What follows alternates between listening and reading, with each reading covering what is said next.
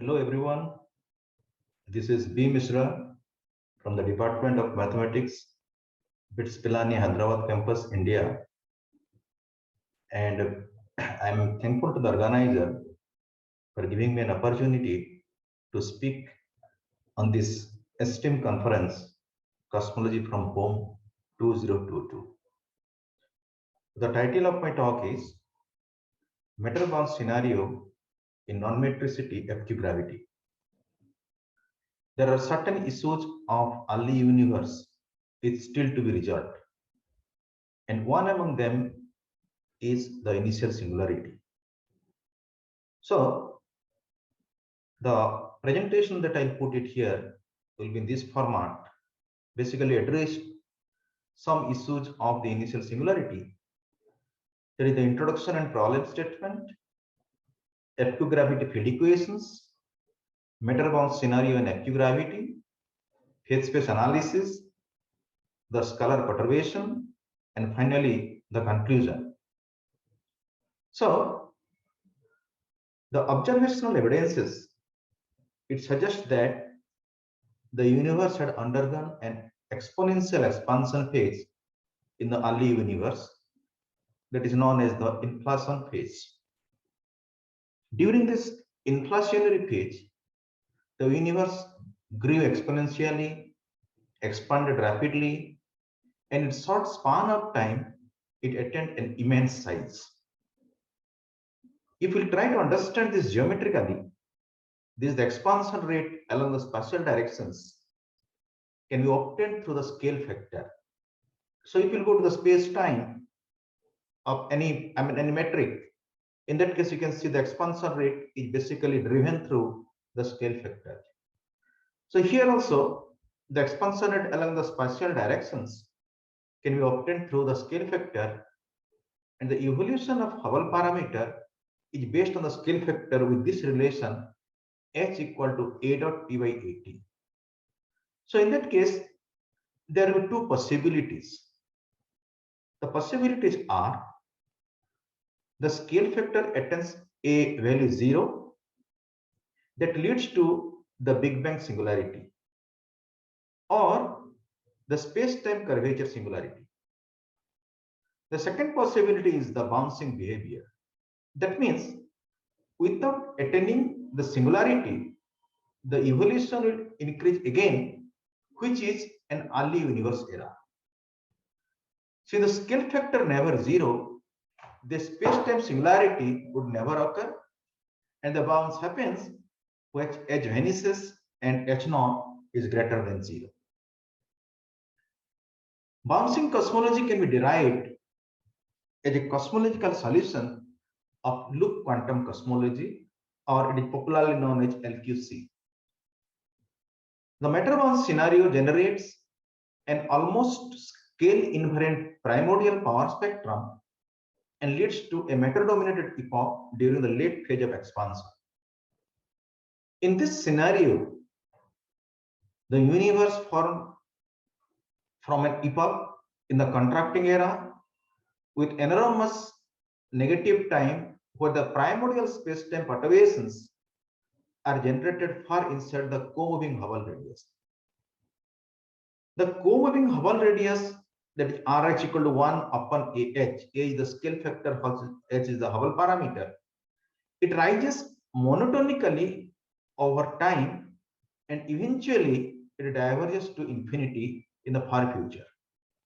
And this has been resulted in the deceleration stage at the late expansion phase. And in most of the bouncing models, this co-moving Hubble radius on the modified theory of gravity, there is growth with the cosmic time, with the over the time, the Hubble radius grows. Now, realizing a bouncing cosmological model is not that much straightforward. This is because the energy conditions contained in the phenomenological models that needs to be negative when the Hubble need to grow and the bounce to happen. So there is an interesting two recent paper by Orinsop and his group that is one in physical UD, and the most recently the NPV paper, where they have derived many good things. and very interesting things. So an exact Meterbond scenario with a single scalar field leads to an essentially scale invariant power spectrum. And the Meterbond scenario can be suffered from two important issues. The issues are the Belinsky-Kolesnikov-Lipschitz instability, that is, the space-time anisotropic energy density increases faster than that of the bouncing agents during the contracting phase. And as a result, the background evolution becomes unstable. In the perturbation evolution, large tensors to scalar ratio implying the scalar and tensor perturbations have similar amplitudes. So moving forward, actually what we are intending to study in this particular research problem is that we wanted to see the recently developed the non-metricity gravity. I mean, which is an extension of symmetric teleparallel gravity and popularly known as FQ gravity. And the Meterbond scenario that is motivated with the loop quantum cosmology in FQ gravity is the focus to understand, can we have such scenario? And since the bouncing cosmology is suffered from the stability issue, can we give some kind of indications on its stability? So that is the main focus of this particular problem. As usual, we have started with the action of this FQ gravity, and this particular FQ gravity has been developed by Jimenez and his group in most recent 2018. Then the field equations of FQ gravity can be obtained through this. I have not gone into the details of these derivations because of the time constraint. And the energy momentum tensor is like this. And in this case, we have taken a homogeneous and isotropic Friedmann-Lemaitre-Robertson Walker spacetime, where d square is equal to this particular expression. So with this spacetime, the field equations of FQ gravity has been obtained. As you know, the left hand side keeps the geometry and the right hand side is the matter. Then we try to get into a kind of Meterbond scenario in this particular gravitational theory. In the geometrically modified theory of gravity, the bouncing models are reconstructed that is based on the gravitational theory. And in this case, particularly the non-metricity based gravitational theory. And the focus should be mostly to reconstruct a model for which the value of the Hubble parameter, Hubble squared parameter would be like this: h square is equal to rho m into rho c minus rho m by 3 rho c. To mention here that what actually have emphasized on this equation is that the same equation can be realized from the holonomy corrected Friedmann equation in the context of loop quantum cosmology for a matter dominated universe. So for the reference, someone can get into this literature. The matter energy density and the critical energy density are represented through these two symbol, rho m and rho c. And as usual, the critical density can be expressed with this, with gamma is equal to this value, this LP is this one, and these two are the Barbero-Emiriji parameter and the Planck length. And we use the Planck unit C is equal to this reduced Planck constant is equal to Gn is equal to 1. So from this equation, it can be inferred that when the matter energy density reaches to its critical value, h square should be vanishing. And that shows the occurrence of the bounce. In the Meterbond scenario, with this zero pressure, the continuity equation and the energy density can be obtained. I mean, it can be written in equation 9. And from the motivation of this loop quantum cosmology, the bounce cosmology has been appealing in the sense that it can produce a cosmological solution to the LQC theory. And the scale factor in the matter dominated cases, it is proportional to t to the power 2 by 3. So subsequently, we can get these relations of this matter energy density, the Hubble parameter, as well as the scale factor. Moving forward, then we try to get into the H square with the critical energy density as well as the scale factor. So which represents in equation 11. Now, using the relationship between the e-folding parameter and the scale factor, that is e power minus n is equal to a0 by a0 is the present value of the scale factor, this equation becomes reducing to this. And for the brevity of simplicity, we took these following quantities, this a is equal to rho c by 3 a naught cube and b is equal to 1 by a naught cube. Then this equation will produce, because q is equal to 6h square that we know, then the non-metricity scalar in the form of e-folding parameter can be driven like this. And while we solve this particular n has been obtained. The Laplace function n can be obtained like this. So in addition to that, we assume the matter energy density of this form, I mean all these different phases, and by making some kind of setting just to reduce the expression, links of the expression, we made some kind of assumption. The matter energy density becomes rho m is like this. Now substituting this in equation 16, we can get this relation, equation 18. The universe is filled with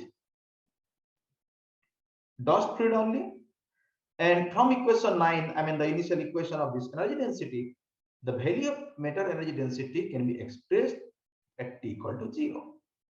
Now this one we have solved and get a specific form of FQ which shows the matter bounce evolution of the universe. And since now the present day is based on the late time acceleration, this can also be ensured by diminishing trend of the cosmic Hubble radius. Now you can see this three figure, the Hubble radius in cosmic time, and here the energy density on its left panel and right panel. Means in the expanding phase, when the Hubble function is greater than 0, I mean positive, in the contracting phase, it gives the negative. And also, you can get this scale factor. I mean, this is the Hubble radius, this is the energy density, and this is the scale factor, the behavior, which is in line with the bouncing behavior of the universe.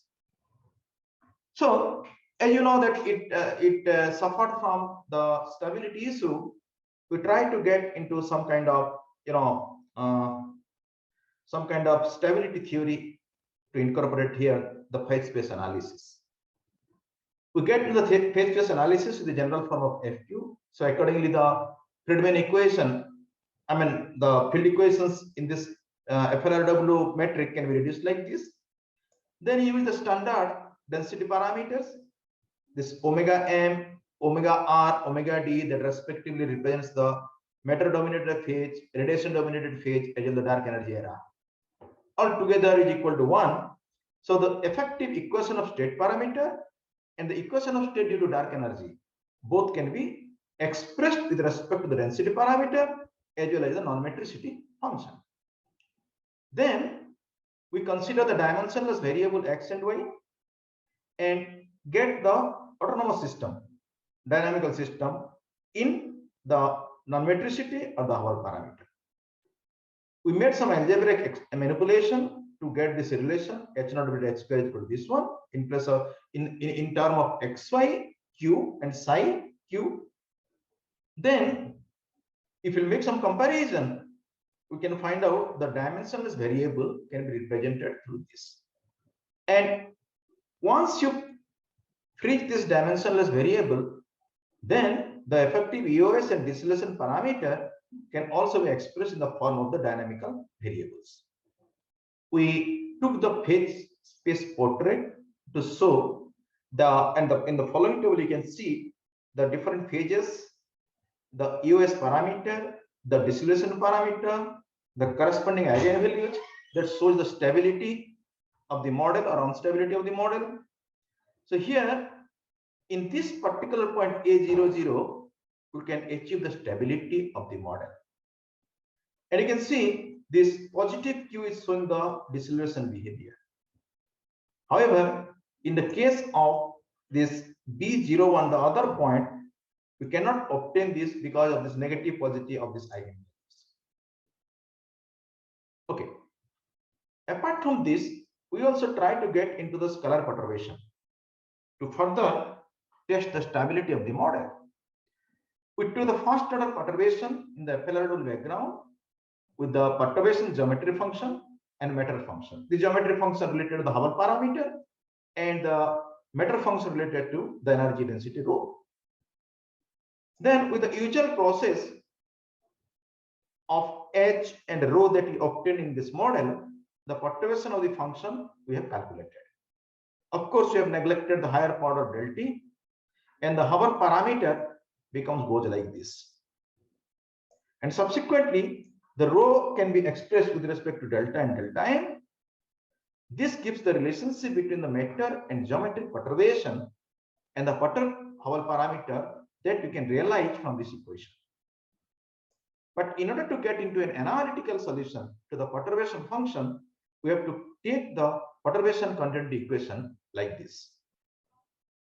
Subsequently, with again some comparing some equations, we get into a form or first order differential equation.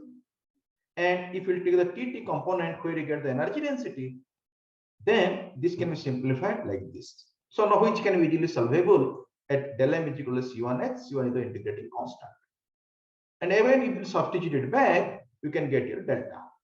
So in 41 and 42, we can able to achieve this delta m and delta. This is the two plots for this. So you can see at the beginning it is a little bit of increasing, but as expected, at late time it is going to slowly reduce, and at the late time it may merge into zero. So the stability of the model is further confirmed here through the scalar perturbation approach. So we can say in the conclusion that the matter-bound scenario of the universe has been reconstructed in an extended symmetric teleparallel gravity. A specific form of FQ has been obtained which shows the matter-bound scenario. The model fails to explain the dark energy era because we are working on this early universe era. But from the dynamical stability of the phase space analysis, you can see the deceleration parameter is giving the positive value. From the critical points, the eigenvalues and the corresponding cosmologies are obtained, where we have shown one stable node, one unstable node. And to check it further, we took the deviation of the Hubble parameter and the energy density in cosmic time. We have seen both the deviations approaching zero at late time. So, but further study can also be